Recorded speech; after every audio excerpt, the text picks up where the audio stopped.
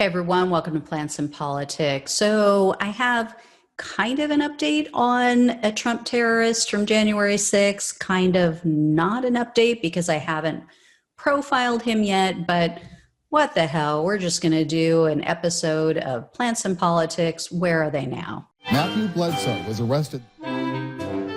Patrick Montgomery was in court. Jonathan Manapa will stay in federal custody. No, I don't take responsibility at all. Okay, so here's the deal. The FBI has arrested another January 6th insurrectionist, but it's what this guy was planning after and doing after January 6th that's so concerning. So here's the deal. On the morning of January 6th, an undercover Metro Police officer was near Freedom Plaza in DC. And that's when he encountered a 27-year-old former Marine. He's a Marine Corps veteran from Virginia. His name is Phi Duong, I believe is how you pronounce it, or Phi Duong, I'm not sure. First name is F.I. So Duong was accompanied by another man. Authorities refer to this other person in the documents as Associate One. Upon meeting Duong asked this undercover officer if he was a, quote, patriot. The officer responded and said yes. He responded affirmatively, and then he asked Duong if he was also a patriot. And that's when Duong told the officer that he was a, quote, operator. So evidently, these two exchanged contact information and they kept in touch. And in the week following the Capitol attack, the undercover cop introduced Duong to an undercover FBI agent.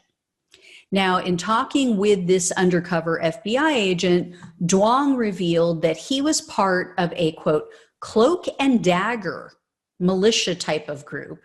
And he said that this group was basically attempting to bring a, quote, robust network of freedom-loving, liberty-minded Second Amendment supporters together. And he said that this group wanted to, quote, build resistances for what will inevitably come.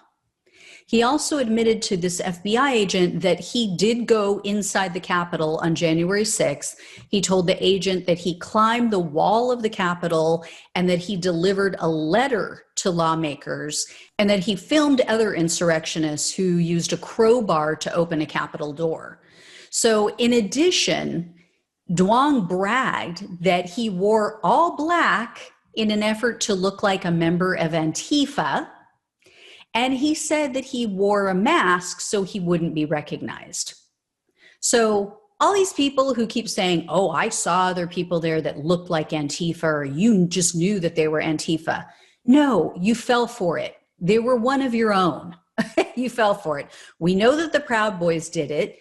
We have their chats showing that they explicitly told their members to dress like the enemy, to not wear their signature black and yellow colors. And they talked about dressing incognito to look like Antifa.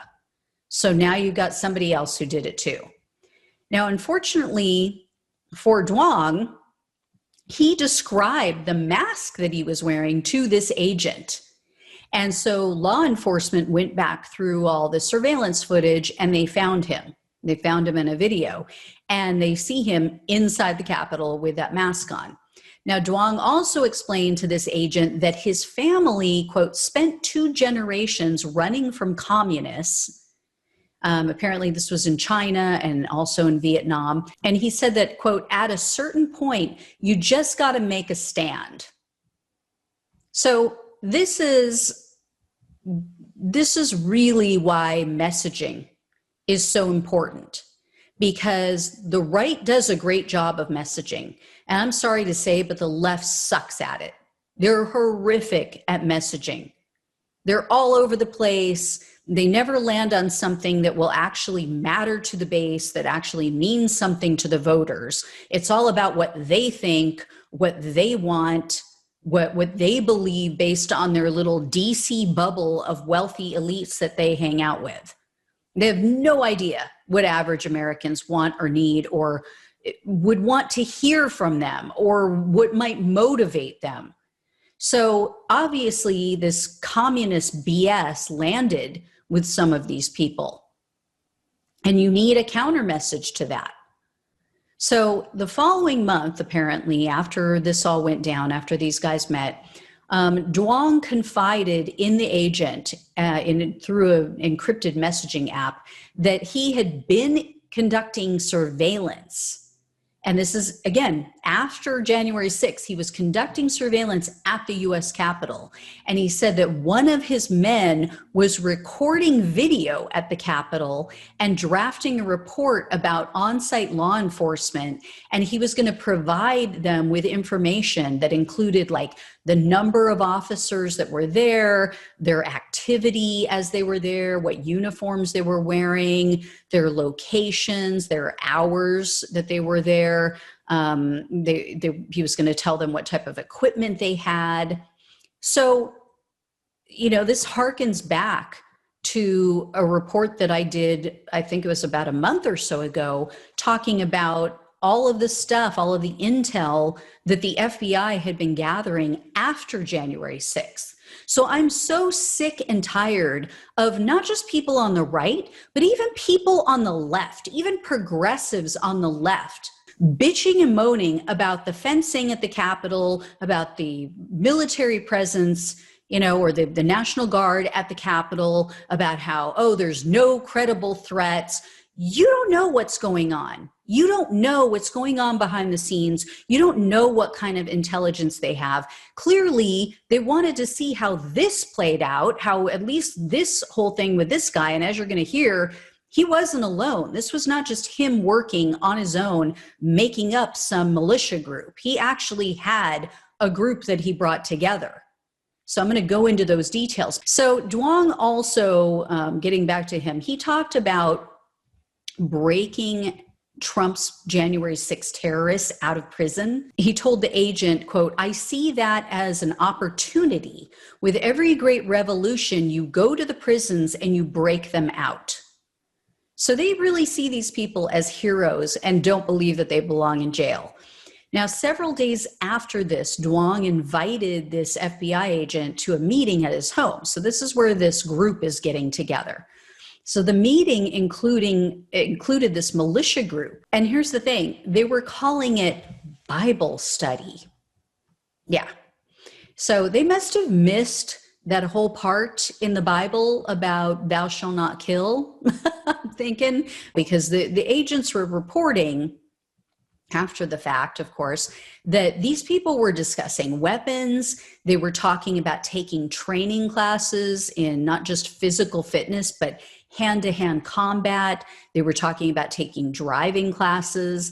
And then they talked about how they could obtain a private internet server so that they could subvert potential law enforcement surveillance. That was a direct quote.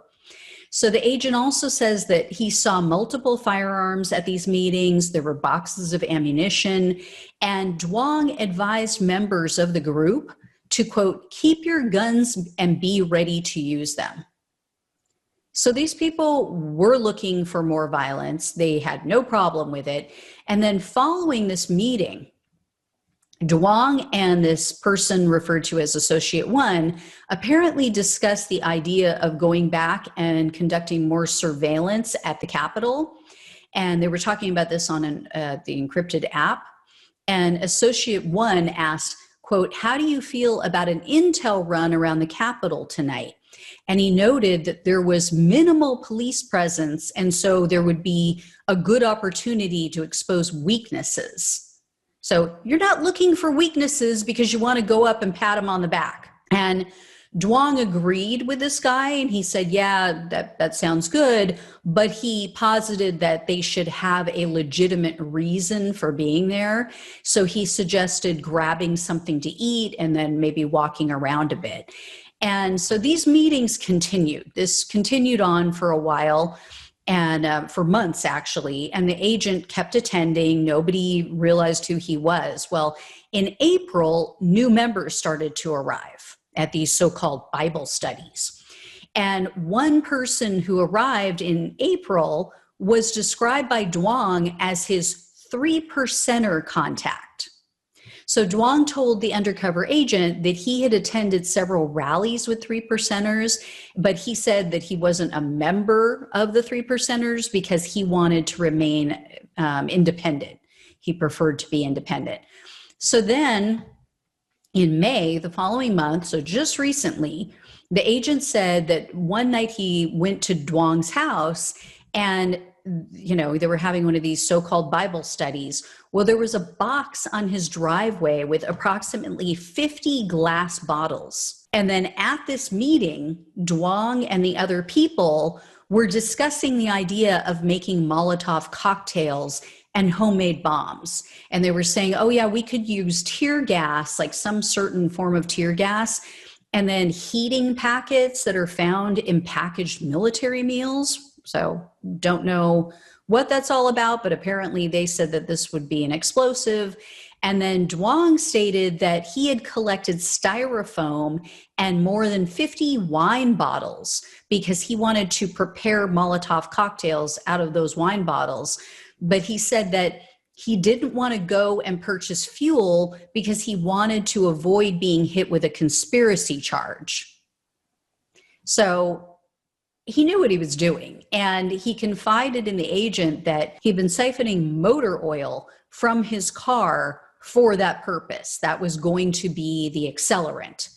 And then following that meeting, apparently the agent asked Duong, hey, how could I get my hands on some Molotov cocktails? And Duong told him, oh, well, we need to test them first. So he said, we can't do this at my house, so we have to try it somewhere else. Well, several weeks later, Duong took this federal agent to a prison. And he said that this would be their testing site. I guess he liked this prison for some reason. Well, the agent had somebody else meet them there. So there was a second undercover agent that came, and Duong told them unknowingly on tape, because they were recording all of this, he said, quote, we're not at the point where people are out in the street rioting. It's coming soon. I'd give it another 6 weeks. Whatever supplies you can get now, get them now. So they were plotting something. But the agent said that Duong kept postponing their testing of these Molotov cocktails for some reason. And then Duong told him at one point that he'd prefer that his area of Virginia secede from the U.S. rather than getting into an armed conflict. So just to be fair, that is something he said. And he told the agent that he was preparing a defense, that he only planned to use the Molotov cocktails to disabled armored vehicles. So take that for what it's worth. I mean, who knows? Maybe he started getting suspicious that this guy was an agent. I don't know, but it doesn't seem to align with everything else that he was saying and everything else he was doing. And the other thing is, he told this FBI agent that he wrote a manifesto for his son. He said that he wanted to impart as much wisdom onto his son as he could in case he got into an armed fight, a gunfight with the feds, and he didn't make it out alive. So doesn't really sound like someone who's not planning on armed conflict, but I don't know. So Duong has now been arrested, and at the time of his arrest, they said that he had an AK-47 and he had enough materials to make 50 Molotov cocktails. Now, here's the deal. He wasn't charged with planning any violence. The government only charged him for his actions on January 6th. So as of now, he's looking at up to 23 years in prison for misdemeanor charges. And also, I should say, one charge of obstructing an official proceeding. But like I said, people who bitch and moan about the fencing and about the National Guard being there, you don't know everything. You don't know what's going on. And there are these people out there, and you can't say on the news, oh, we have, people that are monitoring and surveilling the Capitol. Oh, and they're planning to make bombs and blah, blah, blah. And so we can't take down the fencing. We can't remove the National Guard. When you have undercover agents working these cases, you don't want to blow their cover. You don't want to blow what you already know and drive them underground. So, of course, they weren't releasing details to the public.